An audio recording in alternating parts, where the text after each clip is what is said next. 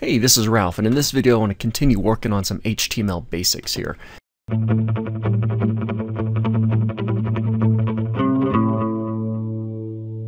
So I've got a blank page set up. At the top I've got my doc type definition. I've got an opening HTML tag with language attribute. Then I've got an opening and closing head tags to make the head section.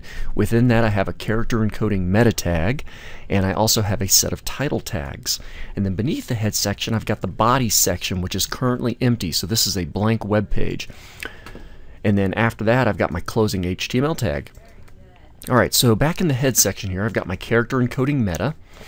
Lets me know what conversion of character encoding that I'm using. UTF-8 is super common. And then I've got a set of title tags. And the text in between your opening and closing title tag, this is what people will see if they were to bookmark your web page. And it's also what they're going to see in the browser's tab. Let me show you this. So I've already saved this once, but let me go ahead and do it again. I'm going to File, Save As, and I'm saving this over into a web development folder where all of my web page stuff is going to go. I've got that vacation folder. I don't need that anymore. Let me just delete it. Get rid of that folder. So there we go. So index is a page I made a little bit earlier. Now I'm working on my tags.html. All my web page file names are going to be all lowercase with no spaces. All lowercase with no spaces.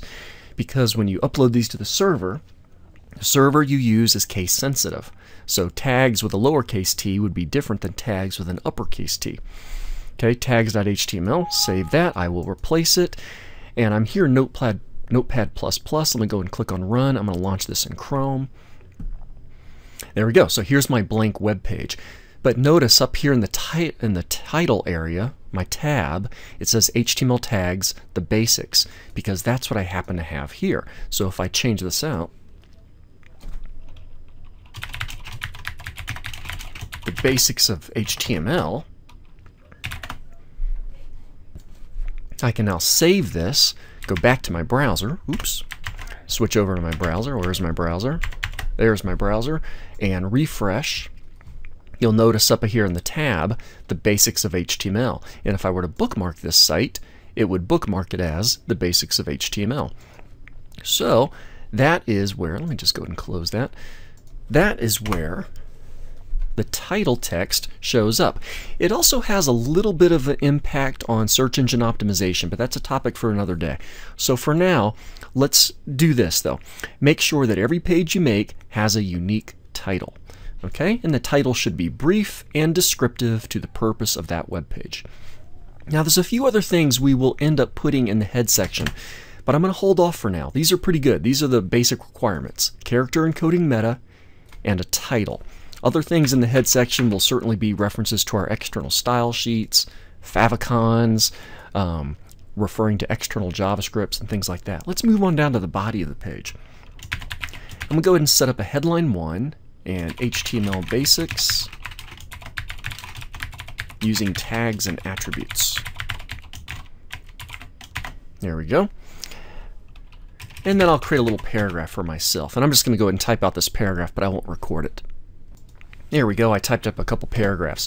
So HTML, or Hypertext Markup Language, is a text-based language. You can type HTML with any editor, with any text-based editor. I'm using Notepad++, but you could be using plain old Microsoft Notepad, Text Wrangler if you're a Mac user. So it's text-based language, and HTML is understood by the web browser. The web browser looks at a line like that I have up here and says, wait a minute, okay, I'm going to take this text and it's going to display it in big bold lettering because it understands that's what it's supposed to do with a headline 1 tag. And I've got an opening tag which says start making a headline here, and then I've got a closing tag which says stop making the headline there. So I have a start and a stop.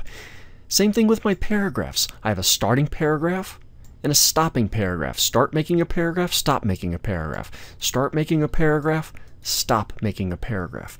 And if I Control S to save this, I can jump back over to my browser, refresh, and we'll see there's a clear difference between the headline text and the paragraph text. And the only difference we did on our markup was what tags we used. Instead of H1, what if I had P here for paragraph? Well, the browser's no longer going to think this is a headline. It's going to think it's a regular paragraph. So if I save, go back to my browser and refresh, it's just one regular paragraph. So I want it to be a headline level 1. So I'm going to make it a headline level 1. And then after that, I've got 2 regular paragraphs. Okay, so those are some basic tags right there. Let's see, let's try a couple others. Let's say I'm going to go down after this other paragraph. I'm going to make a headline level 2. Okay.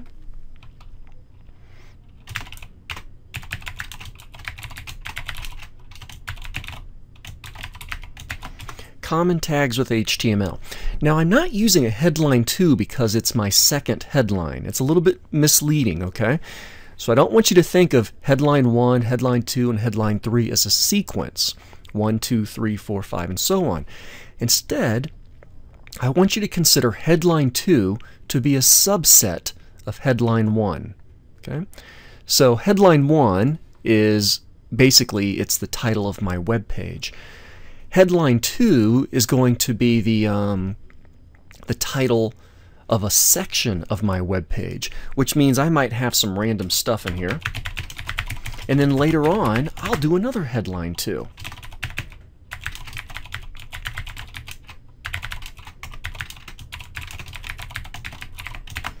And I'm using 2 different headline 2 elements because I'm considering these 2 headlines to be of equal importance within my web page. Okay, so let's go ahead and stop here, and then we'll continue this up in another video.